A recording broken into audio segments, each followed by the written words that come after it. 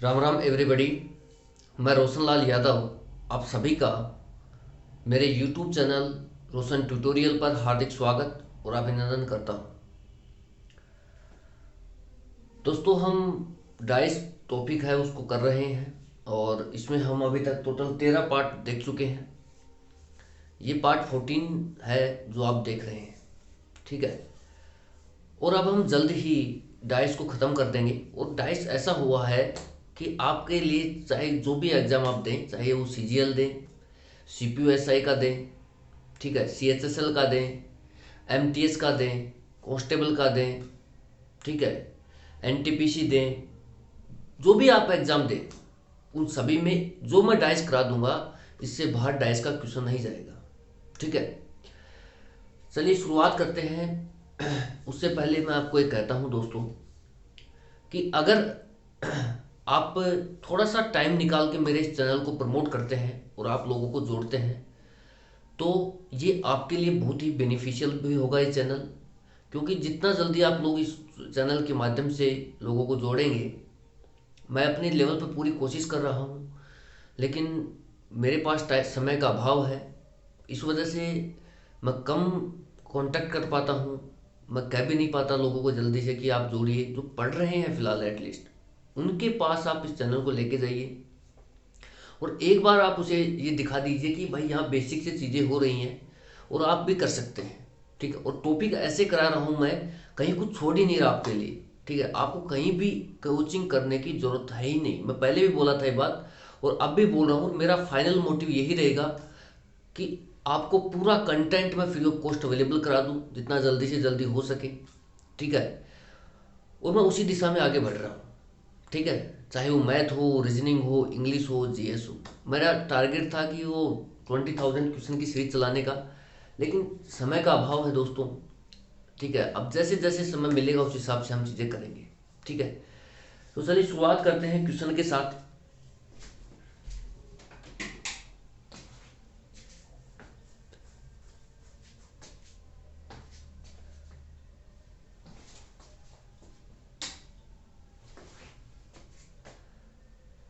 ठीक है दोस्तों, शुरुआत करते हैं कि क्वेश्चन क्या है हमारा।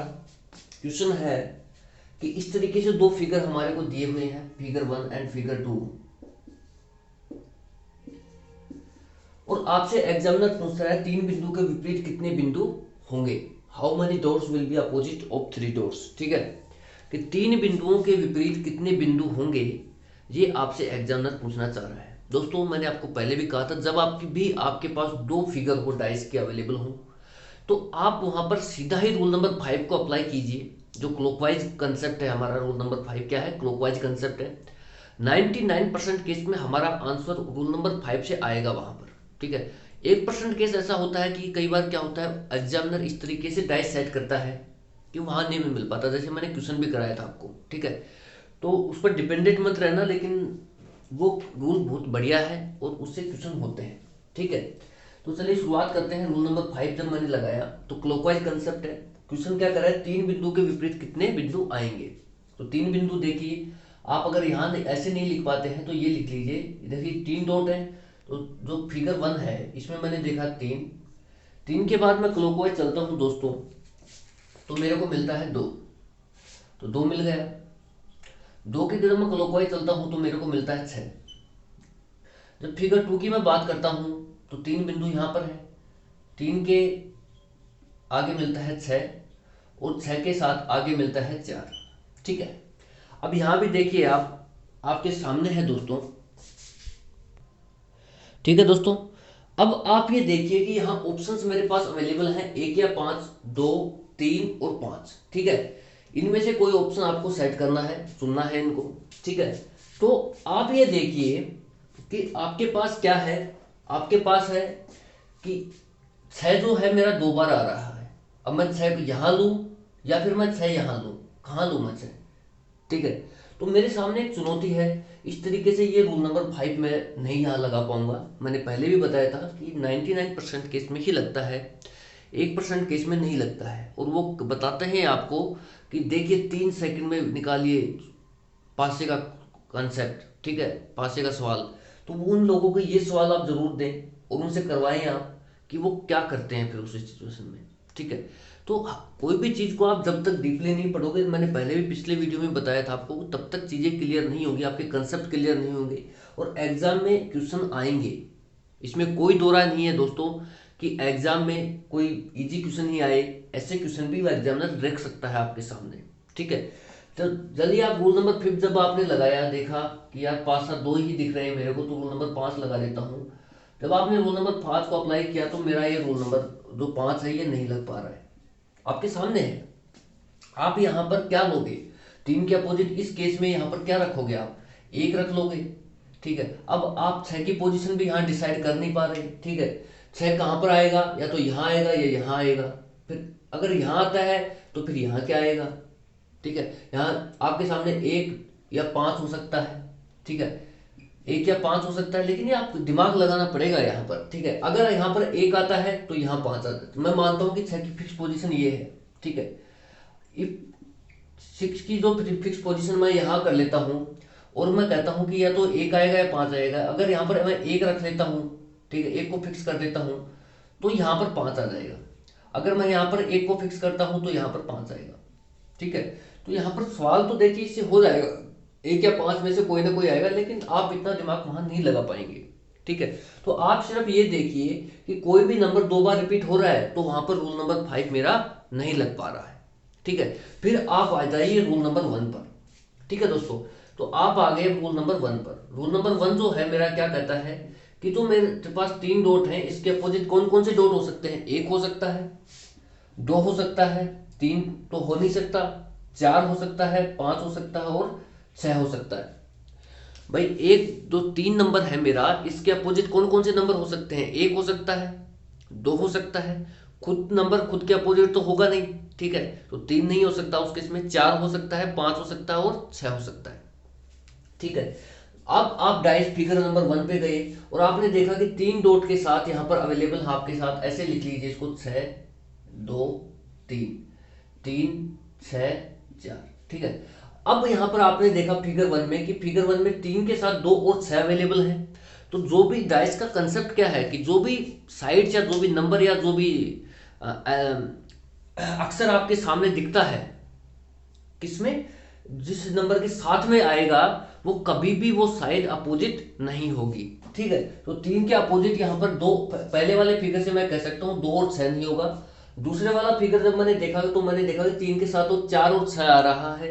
इसका मतलब ये हुआ कि 3 के साथ 4 और 6 आने का मतलब ये है दोस्तों कि 3 के अपोजिट कभी भी 4 और 6 नंबर की साइड नहीं हो सकती। ठीक है, अब 3 के अपोजिट या तो 1 बचेगा या फिर 5 बचेगा। ठीक है, अब मैं ऑप्शंस पर जाता हूं तो ऑप्शन में यही लिखा हुआ है 1 या 5। ठीक है, 1 1 और 4। ठीक है, या तो 1 है या 5 है, और यही मेरा रूल नंबर 1 से इस सवाल का आंसर भी आ चुका है कि या तो 1 है या 5 है। इन दो नंबरों में से ही कोई ऐसा नंबर है जो यहां पर आएगा 3 के अपोजिट में। ठीक है दोस्तों, जैसा मैंने आपको बताया, इस सवालों से हमें क्या सीख मिलती है, इन टाइप के सवालों से, कि आप किसी भी रूल पर डिपेंडेंट मत रहिए। आप प्रॉपर जो मैंने आपको पढ़ाए हैं 5 रूल हैं, आप उनको पूरा निकालिए, पूरा उनको याद कीजिए, पूरा समझिए उनको। याद तो क्या करना, समझना है। ठीक है, और बहुत आसान है। पता नहीं आपने देखा 2 फिगर वाला और आपने 5 नंबर रूल अप्लाई भी कर दिया, तो आप वहां पर लगा ही नहीं पा रहे 5 नंबर रूल, जैसे यहाँ पर फेल हो गया 5 नंबर रूल। तो आपके पास एटलीस्ट जब रूल पता हो आपको कि यार चल ठीक है 1 नंबर अप्लाई करके देखते हैं, तो 1 नंबर जब आपने अप्लाई किया तो आंसर आ गया। ठीक है, तो इस तरीके से आपका क्वेश्चन सही हो गया। तो कहने का मतलब सिर्फ इतना सा है कि आप किसी भी रूल पर डिपेंडेंट मत रहिए, पूरा पढ़िए। ठीक है, तब जाके आपके डाइस का क्वेश्चन हो पाएगा दोस्तों। नहीं तो फिर आप वही कहोगे जो जब मैंने चैप्टर की शुरुआत की थी तो वो किसी के कमेंट के माध्यम से की थी, किसी का व्हाट्सअप मैसेज आया था मेरे फ्रेंड का ही, तो वो यही कह रहा था कि भाई डाइस करा दीजिए, डाइस का क्वेश्चन नहीं होता है। तो वो जब हल्के क्वेश्चन करोगे और जो कंसेप्चुअल चीज़ें नहीं पढ़ोगे तब तक क्वेश्चन कैसे बैठेगा। ठीक है, आप एक एक चीज़ को जैसे मैं आपको खोल खोल करके बता रहा हूँ वैसे पढ़िए। डाइस का क्वेश्चन, आपका पासे का क्वेश्चन कहीं भी नहीं अटकेगा। ठीक है, 100% आप सही टिक करोगे, लेकिन आप तभी कर पाओगे जब आपके कंसेप्ट बहुत क्लियर होंगे। ठीक है, जैसा मैं करा रहा हूँ वैसे वैसे कीजिए आप। ठीक है, तो आपका काम बन जाएगा। चलिए नेक्स्ट क्वेश्चन लेते हैं। ठीक है दोस्तों, नेक्स्ट क्वेश्चन आपकी स्क्रीन पर है। मैंने इसमें थोड़ा सा मॉडिफिकेशन किया है क्वेश्चन में, ठीक है। बाकी मैंने साइन वाइन चेंज नहीं किए अभी, क्योंकि मुझे वैसे ही घुमाना है क्लॉकवाइज, इसलिए मैंने नहीं की, ठीक है। अब देखिए आपके सामने जो एग्जामिनर है वो दो डाइस रख रहा है, फिगर 1 एंड फिगर 2 करके। वो कह रहा है 3 के विपरीत कितने डॉट होंगे, ठीक है, कितने बिंदु होंगे, ठीक है। तो बहुत आसान है, जैसा मैंने आपको बताया है दोस्तों। आज अभी जो पिछला क्वेश्चन जो हमने किया था उसमें हमने यही देखा है कि आप इसको सीधा ये लिख लीजिए कि यहाँ कितना है 5, यहाँ कितना है 2, यहाँ कितना है 1, यहाँ कितना है 2, 6 और 3, ठीक है। तो मैंने आपको यही बताया है कि जब भी आपके पास दो फिगर आए डाइस के, तो 99% केस में रूल नंबर 5 वहाँ हमारा काम कर जाएगा। तो सबसे पहले मैं रूल नंबर 5 ही लगाता हूँ, ठीक है। यहाँ कुछ भी हो सकता है, 3 बिंदु हो सकते हैं, 5 बिंदु हो सकते हैं, 4 बिंदु हो सकते हैं, जो उसकी मर्जी रखे, ठीक है। मुझे बार बार लिखना नहीं पड़े, इसलिए मैं 3 ही रख रहा हूँ, ठीक है। तो मैंने सबसे पहले रोल नंबर 5 लगाया। तो रोल नंबर 5 लगाने का नियम मेरा ये कहता है, क्लॉकवाइज कंसेप्ट है वो। क्लॉकवाइज कंसेप्ट ये कहता है कि आप सबसे पहले जो मेरा कॉमन लेटर है या कॉमन नंबर है उसको आप पकड़िए, ठीक है, और वहां से क्लॉकवाइज रोटेशन शुरू कर दीजिए, ठीक है। तो यहाँ पर मेरा 2 ही है कॉमन लेटर, जो कॉमन नंबर है। तो मैंने फिगर नंबर 1 से देखा, तो 2 के बाद जब मैं क्लॉकवाइज चला तो मिल रहा है मेरे को 1, ठीक है। जैसे ऐसे मूवमेंट लिया क्लॉकवाइज 1 मिल रहा, और 1 के बाद जब मैं क्लॉकवाइज मूवमेंट लिया मैंने, तो 1 के बाद मेरे को मिल रहा है क्लॉकवाइज में 5, ठीक है। जब मैं फिगर 2 पर आता हूँ, ठीक है, फिगर 2 पर आता हूँ दोस्तों, तो क्या होता है देखिए। फिगर 2 में मैं 2 के क्लॉकवाइज चला, 2 से क्लॉकवाइज जब मैं चल रहा हूँ तो मेरे को मिल रहा है 6, और 6 से जब मैं क्लॉकवाइज चल रहा हूँ तो मिल रहा है 3। तो यहाँ मेरा ये रोल नंबर जो 5 है काम कर गया है। कैसे काम किया है वो आपके सामने है। ये दोनों जो साइड्स हैं ये अपोजिट होंगी, ये दोनों साइड्स अपोजिट होंगी, और 2 नंबर की जो कॉमन है इसके अपोजिट कौन सी साइड होगी। 1 मेरा आ चुका है, 2 आ चुका है, 3 यहाँ पर अवेलेबल है, 4 नहीं है, तो 2 के अपोजिट यहाँ पर 4 हो जाएगी, ठीक है। अब वो एग्जामिनर चाहे जैसे डॉट पूछे, चाहे वो पूछे 5 के डॉट के विपरीत क्या होगा, तो 5 डॉट के विपरीत 3 आएगा, 3 के विपरीत क्या है 5 है। तो मेरा इस केस में राइट ऑप्शन हो जाएगा ऑप्शन नंबर डी, ठीक है। अगर एग्जामिनर आपको ये पूछता है कि 6 डॉट के विपरीत कौन कितने डॉट आएंगे, 1 डॉट आएगा, ठीक है। 4 डॉट के विपरीत कितने आएंगे, 2 डॉट आएंगे, ठीक है। अब वो चाहे जैसे क्वेश्चन पूछे, आपको कंसेप्ट आना चाहिए, ठीक है। उसमें कोई इश्यू नहीं है कि आप 3 ही 3 क्यों लिख रहे हो, 4 भी लिख लो तो 4 लिख लो आप। 4 के विपरीत कितना बताओगे, 2 बताओगे, उस केस में आपका राइट ऑप्शन बी हो जाएगा, ठीक है। तो आप ऐसा कर सकते हैं दोस्तों। और मैं इस टॉपिक को जो दो डाइस वाला है इसको क्यों ले रहा हूँ, ज़्यादा क्वेश्चन इसके क्यों कराए जा रहे हैं, उसका भी एक रीजन है। क्योंकि आज का जो ट्रेंड है एग्जाम का, वो इन दो डाइस पर ही शिफ्ट हो चुका है लगभग लगभग, ठीक है। तो क्वेश्चन यहीं से पुटअप होते हैं। तो मैं सोच रहा हूँ कि आपकी अच्छी से प्रैक्टिस भी करा दी जाए, ताकि मैंने आपको पहले भी कहा था कि आपको कोई भी बुक रीजनिंग की परचेज करने की जरूरत नहीं है मार्केट से, ठीक है। क्योंकि मैं यहाँ पर आपको नोट्स के माध्यम से ऐसा करा दूंगा टॉपिक कि आपके लिए वो मोर देन सफिशिएंट होगा, ठीक है। उसके बाद आप सिर्फ मॉक लगाएं और एग्जाम निकालें। मैंने आपको पहले भी ये बात बोली थी कि कोई भी बुक परचेज ना करें, गलती से भी ना करें, ठीक है। आप सिर्फ जो पढ़ाया जा रहा है उसी को पढ़ें, ठीक है। और आपके पास टाइम मिल रहा है तो आप पिछले वाले को रिवाइज कर लें, ठीक है, ताकि जैसे टॉपिक खत्म हो तो आपका भी वो टॉपिक पूरी तरह से खत्म हो जाए, ठीक है दोस्तों। चलिए नेक्स्ट क्वेश्चन लेते हैं।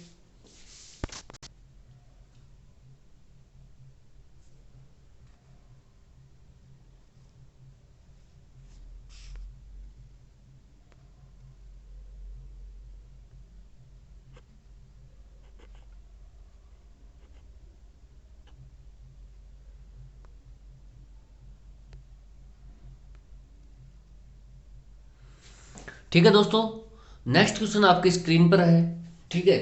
क्वेश्चन वही है, आपके सामने दो डाइस देगा, उसके बाद आपको पूछ लेगा कि इस डॉट के अपोजिट कौन सा डॉट आएगा, ठीक है। तो इस तरीके से क्वेश्चन फ्रेम होते हैं।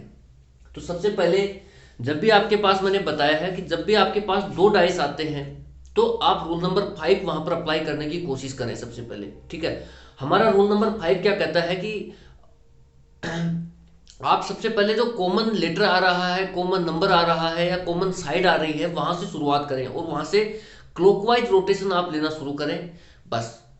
यही तो हमारा रूल नंबर 5 है, और क्या है। ठीक है, तो सबसे पहले मैंने देखा कि यहाँ पर 2 डॉट आ रहे हैं, यहाँ 1 डॉट आ रहा है, और यहाँ पर आ रहे हैं 4 डॉट। ठीक है, यहाँ पर 1 डॉट आ रहा है, यहाँ पर 3 डॉट आ रहे हैं, और यहाँ आ रहे हैं 5 डॉट। ठीक है, अब मेरे पास जो कॉमन लेटर है दोस्तों वो है 1 नंबर का। कितने नंबर है? 1 नंबर। 1 नंबर मेरा कॉमन कॉमन नंबर है।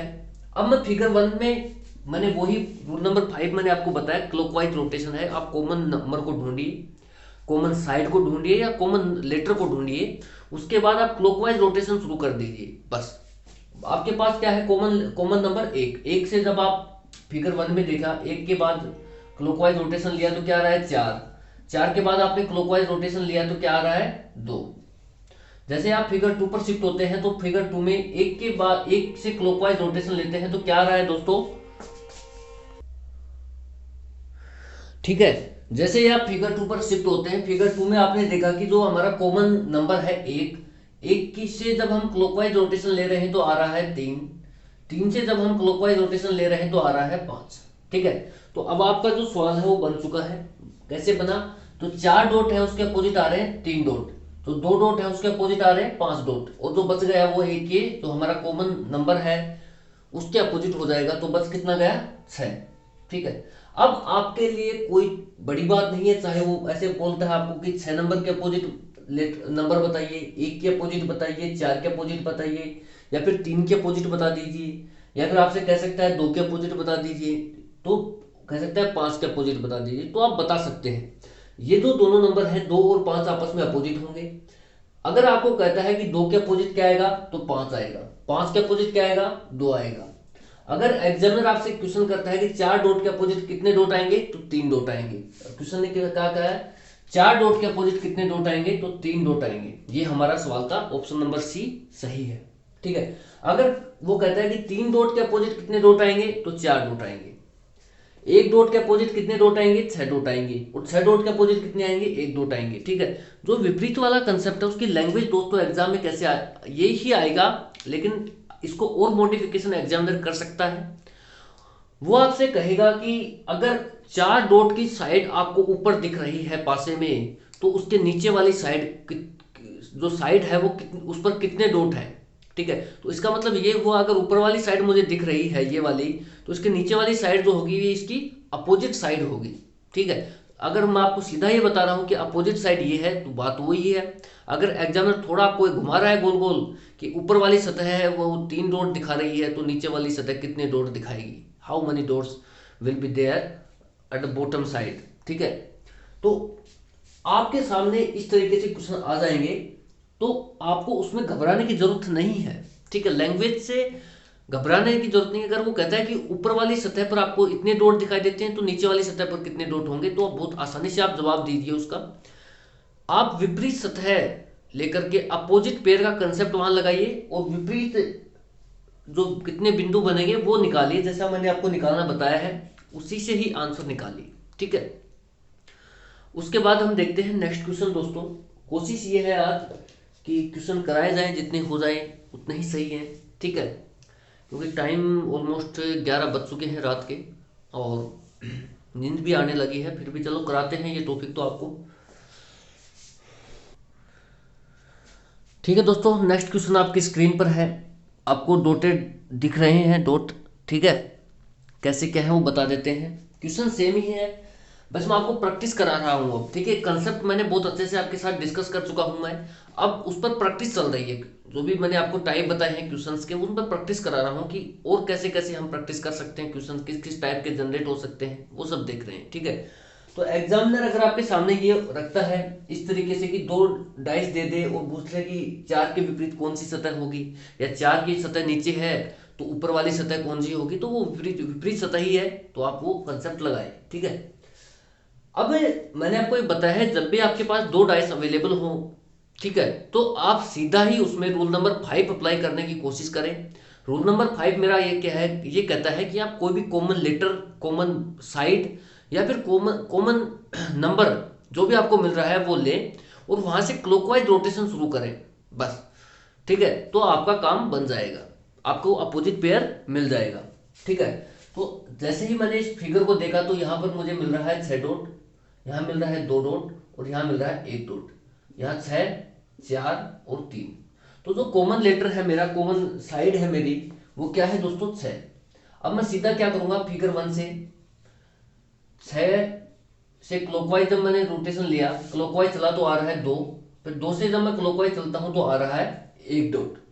जब मैं फिगर 2 पर शिफ्ट हुआ तो फिगर 2 पर 6 से चलेंगे, यहां से 6, ठीक है, 6 के क्लॉकवाइज चला तो कितना आ रहा है 4, और 4 के जब मैं क्लॉकवाइज चलता रहूं तो आ रहा है 4 से 3।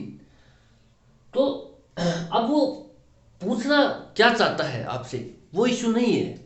इश्यू ये है कि आप यहां तक आ पा रहे हैं या नहीं आ पा रहे हैं, आपका रूल नंबर 5 लग पा रहा है या नहीं लग पा रहा। अब वो 4 डॉट के अपोजिट पूछ लिया तो 4 डॉट के अपोजिट 2 डॉट होंगे, ठीक है, तो 2 वाला मेरा करेक्ट ऑप्शन हो जाएगा, ऑप्शन नंबर 2। अगर वो आपसे कहता है कि 3 डॉट के अपोजिट कितने डॉट आएंगे, तो 1 डॉट आएगा। अगर वो आपसे कहता है कि 6 डॉट के अपोजिट कितने डॉट आएंगे, तो मेरे कितने आएंगे 5, जो 5 बच गए तो 5 डॉट आएंगे, ठीक है। इनमें जो बच जाता है 5 तो ये हो गए 5 नंबर, एक जो बच गया वो इसके अपोजिट होगा, जो कॉमन लेटर है, कॉमन नंबर है, कॉमन साइड है, उसके अपोजिट होगा, ठीक है। ये मैंने बहुत अच्छे से आपको बताया है, उम्मीद करता हूं कि आपको समझ में आ रहा होगा। अगर आपको ये चीज समझ में आ रही है तो कमेंट करके जरूर बताएं कि आपको समझ में आ रहा है या नहीं आ रहा है, ठीक है। आ रहा है तो बिल्कुल बताइए कि सर समझ में आ रहा है जो आप बता रहे हैं, ठीक है। और अगर समझ में नहीं आ रहा है तो बहुत जरूरी है आपको बताना कि आपके समझ में नहीं आ रहा है, ठीक है, ताकि मैं और कुछ फंडे अपनाऊं, ताकि आपको समझा सकूं मैं, ठीक है दोस्तों। समझ में आ रहा है तो भी बताएं और नहीं आ रहा है तो जरूर बताएं, ठीक है। चलिए नेक्स्ट क्वेश्चन लेते हैं। इसमें कुछ भी नहीं है, इसमें क्लॉकवाइज कंसेप्ट ही लगता है दोस्तों, सिर्फ क्लॉकवाइज कंसेप्ट है और कुछ नहीं है। रूल नंबर 5 बहुत आसान है, एग्जाम में ये भी करने की इतना भी जरूरत नहीं है। आप सीधा इतना सा करें कि 6, आपको 6, 2, 1, 6, 4, 3 भी लिखने की जरूरत नहीं है। अगर आप एग्जामिनेशन हॉल में है तो आप लिखे तो थोड़े आपके लिए, क्योंकि हम डॉट से इतना फेमिलियर नहीं है जितना इन नंबरों से हैं, तो वहां थोड़ा सा हमारे आसानी रहती है। बाकी आप सीधा भी कर सकते हैं, जैसे आपने फिगर देखा वो कह दिया 6 यहाँ पर कॉमन है, 6, 2, 1, 6, 4, 3 और 6, 2 के अपोजिट 4 आ गया, खत्म। बस ये तो मुझे समझाने के लिए आपको एक एक चीज बतानी पड़ रही है, इसलिए इसमें टाइम लग रहा है, ठीक है। चलिए अगला क्वेश्चन लेते हैं। ठीक है दोस्तों, नेक्स्ट क्वेश्चन है आपकी स्क्रीन पर। इस तरीके से आपके सामने 2 डाइस रहेंगे, ठीक है। अब जो 2 डाइस आपके सामने रहेंगे उसके बाद आपसे कुछ भी पूछ लेगा इधर कि 1 डॉट के विपरीत कितने डॉट होंगे, 4 डॉट के विपरीत कितने डॉट होंगे। इस तरीके से एग्जामिनर लैंग्वेज पुट करता है, ठीक है। वो ये भी कह सकता है आपसे कि 1 डॉट वाली सतह ऊपर है तो निचली सतह कितने, निचली सतह पर कितने डॉट होंगे, या 4 डॉट वाली सतह नीचे है तो 1 डॉट वाली सतह पर कितने डॉट होंगे, सॉरी 4 डॉट वाली सतह नीचे है तो ऊपर वाली सतह पर कितने डॉट होंगे, ठीक है। इस तरीके से आपसे लैंग्वेज कर सकता है वो, ठीक है। तो उसमें घबराने की बिल्कुल भी जरूरत नहीं है आपको। आप सीधा विपरीत जो अपना पेयर है, जो अपोजिट पेयर का कंसेप्ट है वो लगाएं, ठीक है। तो मैंने आपको यही बताया है कि जब भी आपके पास 2 फिगर अवेलेबल हो, ठीक है, तो आप सीधा वहां पर रूल नंबर 5 अप्लाई करें। रूल नंबर 5 क्या है एक बार और सुन लीजिए।